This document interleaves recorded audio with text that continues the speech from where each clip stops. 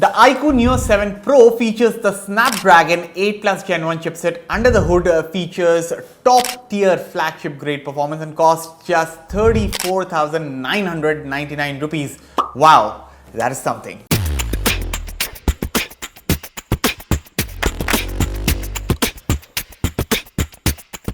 So as Manas said in his first impressions video of the Neo 7 Pro, and hear this out. तो OnePlus Nord 3 के pricing पे आपको OnePlus 11R वाली performance मिल रही है, and that's really great to see. You know, I totally agree with him on the fact that this phone right here gives you the performance that you get on the OnePlus 11R, but for the price of the OnePlus Nord 3. Actually, if you include the bank offers and discounts, the Neo 7 Pro actually undercuts the Nord 3 in terms of pricing. Now, before I share my complete experience of the iQOO Neo 7 Pro in detail, for those interested in a battery test comparison with the OnePlus 11R, that video is already live. You can check out in the card above. Also, if there's enough interest around iQOO Neo 7 Pro versus OnePlus Nord 3 comparison, then you can also let me know in the comments. I would say flood the comments and like this video, share it with your friends, and a subscribe to the channel would be great. Hello everyone, I'm Ania for Fiiber, and now let's get the video started. Now, iQOO is boasting all about the performance chops of the Neo 7 Pro, and heck, we will start with the performance section first. So I have used a bunch of phones around 30,000 rupees that offer commendable performance like the iQOO Neo 7, the Poco F5, and most recently the OnePlus Nord 3.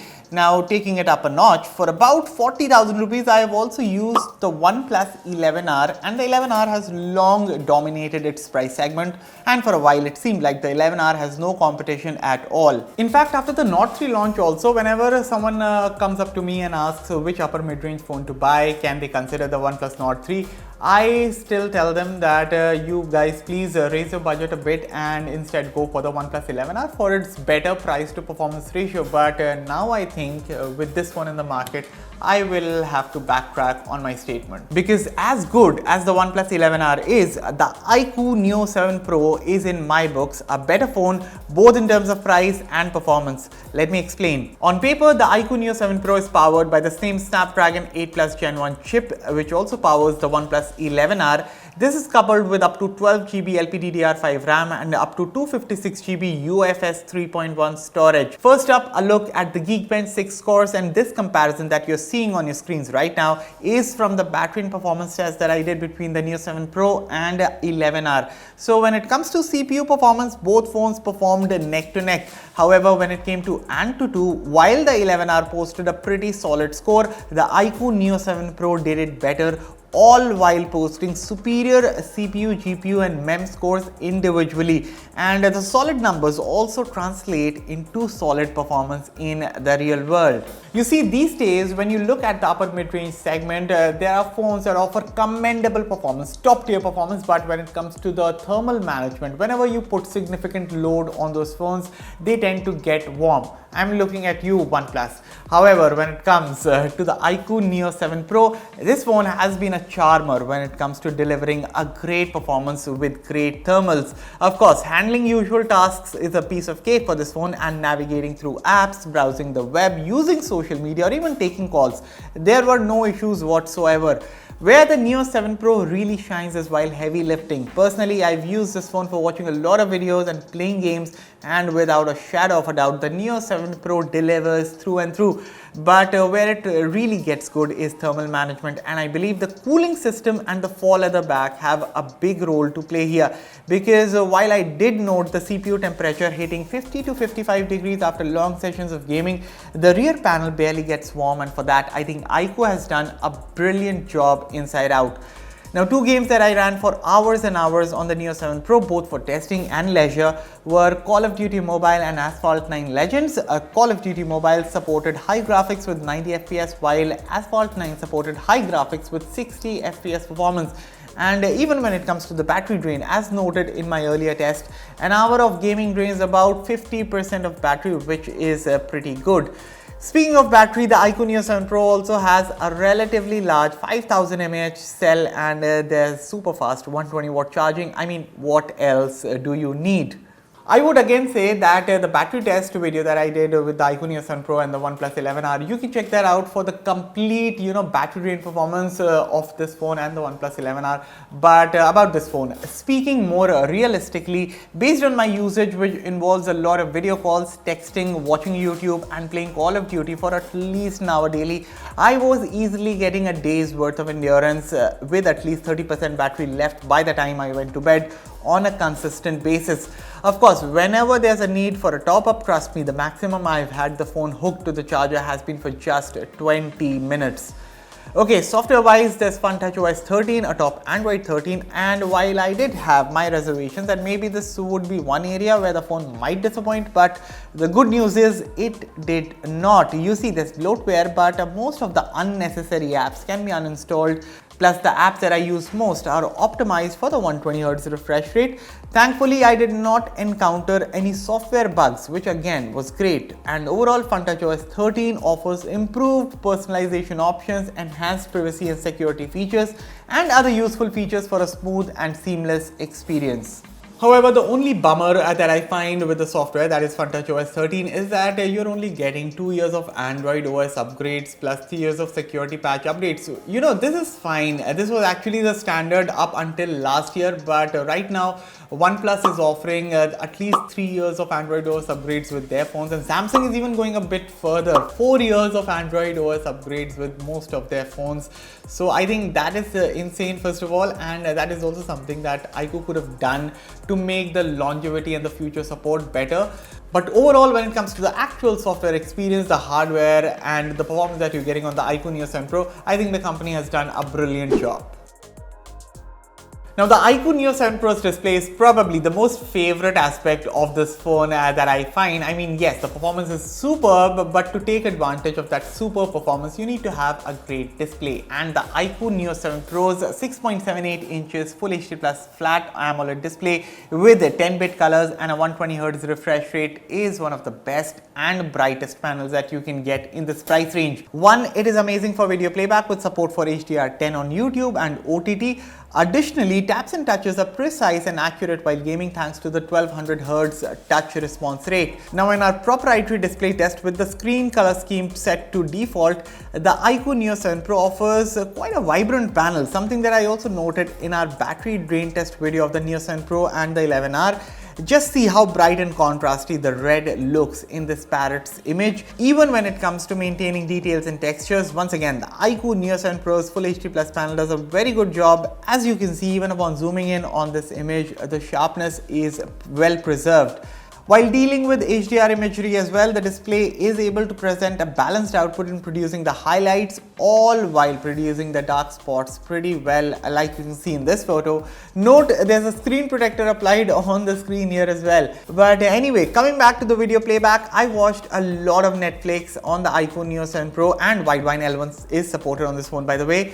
And I watched the entire season of Lookism, which is an anime at a stretch, and the experience was good. Plus, there's a stereo speaker setup which sounds great for listening to music. Again, there's a good amount of depth, and I found the overall loudness and the clarity of these speakers to be just fine. Listen.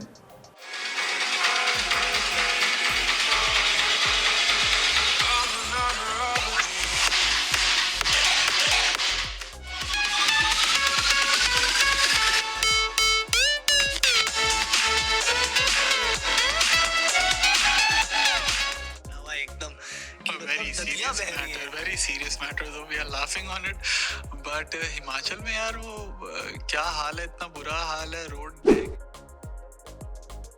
Now, I don't think there's much to talk about the design of the iQOO Neo 7 Pro. I mean, and I say this in a good way, because if you have seen many mid-range and high-end iQOO phones, then you will feel just right at home. So nothing really fancy going on here, but design and build wise, this is a well-packaged smartphone. The rear features curves on both the sides for a comfortable grip. The phone is not very heavy, not very light, so that is good. Then there's a flat display with slim bezels and this orange shade. Oh my god. I think the faux leather orange color looks better than the glass back blue shade, and I know people are going to have polarizing views about the color, but it is what it is. Other than this, the buttons have great tactile feedback, the in-display fingerprint sensor works fast and accurately. Heck, there's a resurgence of the IR blaster in phones these days, and yes, the iQOO Neo 7 Pro has it. So overall, the design is nothing like we have not seen before on iQOO phones, but there's a saying, right? Don't fix that ain't broke. The iQOO Neo 7 Pro features 3 lenses at the rear. There's a 50 megapixel primary OIS camera coupled with average at best, an 8 megapixel ultra wide angle camera and a 2 megapixel macro lens. The 16 megapixel lens, however, on the front is quite good, and I am going to talk about it in a bit. So the star of the show here when it comes to the camera is the 50 megapixel primary lens, and I say this because people who will be interested in the Neo 7 Pro will be mostly interested in this phone because of the performance chops. But guys, trust me, this phone surprised me when it came to the camera performance, the colors in the photos that turn out. I mean, the camera performance has been commendable. I would say take a look at these photos. So this shot of Manas taken in broad daylight, and you know, the first time when I saw this photo on the phone screen, I thought maybe the colors are boosted because honestly, AMOLED screens on phones can't be relied on for color accuracy, right? But as soon as I saw this photo on the big screen, I was amazed at how well the camera is dealt here when it comes to preserving the facial tones. Plus, if you carefully look, there's a slight depth in the background, the details are well preserved on the face, and yes, overall quite impressed with the final output. In fact, looking at the same scene taken in portrait mode, and what I really like here is that the color consistency is pretty accurate. You see, normally the colors that you get when you shoot in normal mode on most phones, that color differs from the one that you get in the portrait mode shot. But here, great color consistency across normal and portrait mode shot. Otherwise, so I found the iQOO Neo 7 Pro's camera to be quite reliable. The shots look just the right amount of vibrant. The colors in photos turned out quite close to accurate to what my eyes were seeing. HDR performance is top notch, so no complaints there. And overall, in good lighting, the 50 megapixel primary camera gives you super performance for a phone at this price point. Unfortunately, I wish the Neo 7 Pro could have had a better ultra wide angle camera. I mean, looking at this shot taken in the evening, and as you can see side by side, the main camera has done a solid job preserving the details in the building, the shadows around the tree leaves, and of course the accurate color reproduction. Now, the photo taken from the ultra wide angle lens simply falters when it comes to color consistency. The details also look smudged if you zoom in, plus shadows on the tree stem and the leaves look so dark that there's nothing much to be said here. So the main camera on the iQOO Neo 7 is very good, but about the ultra wide angle camera, that is subpar at best. I would say that if iQOO would have included a half decent 3x telephoto lens, that would have been even better. But anyway, coming back to the main camera of the Neo 7 Pro, and it takes some amazing night shots as well. Take a look. So in this photo, the hanging lamps that you see here were the only source of light available, but still the way this phone nicely exposed the sky, the greens in the tree, I mean, the overall photo looks quite good. However, give it ample artificial light around and the iQOO Neo 7 Pro will surely amaze you. As you can see, even at night, the phone takes some crisp, detailed and contrasty shots, and yes, the sky was this exact color as you're seeing on your screens right now. Even my photo here is captured so fine. What do you guys think? Everything in this photo is well exposed, and zooming in also shows how well the details are preserved on my face. Now moving on, the iQOO Neo 7 Pro also takes some well detailed selfies, and once again the facial tones are well preserved in photos. Yes, the portrait mode shots could use some tuning with the edge detection, but overall selfies taken during the day or night turned out just fine. So guys, this right here is the 4K 60 FPS sample shot from the iQOO Neo 7 Pro, and as you can see, the video recording capabilities of this phone is quite good. I mean, look at the colors and the footage. Now, I have seen a bunch of videos shot from this phone on my computer screen, and I think so in terms of video recording, the iQOO Neo 7 Pro does a fairly decent job. Now, this is a 60 FPS recording. The only con here that I see is that sometimes while panning, as you also saw in this clip, there's a bit of jittering, but otherwise, for the most part, I think so. The stabilization is quite smooth, colors look good, HDR performance is great again, and the sky that you're seeing right now, this is the actual color of the sky right now.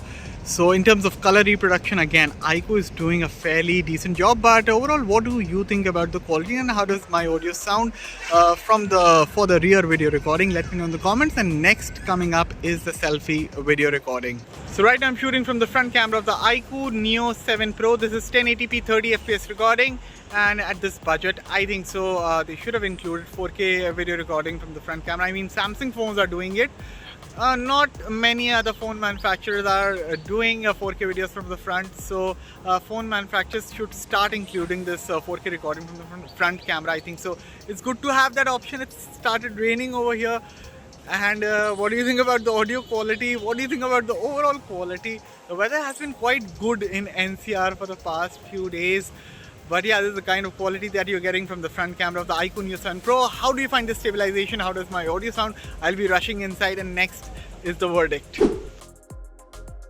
You know, I remember just a while ago I reviewed the Motorola Edge 40 and I thought that phone at about 30,000 rupees was a near perfect phone. You know, right now I think the iQOO Neo 7 Pro nails it hands down in almost all sections. I mean, when it comes to performance and camera, I think the extra money over the Edge 40 will be well worth spending on the iQOO Neo 7 Pro.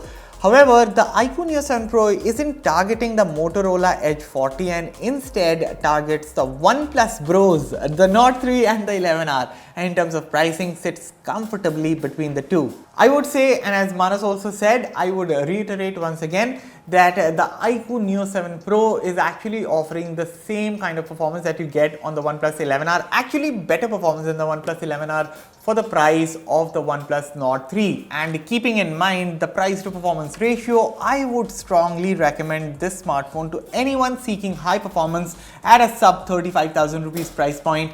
This phone is the one to go for.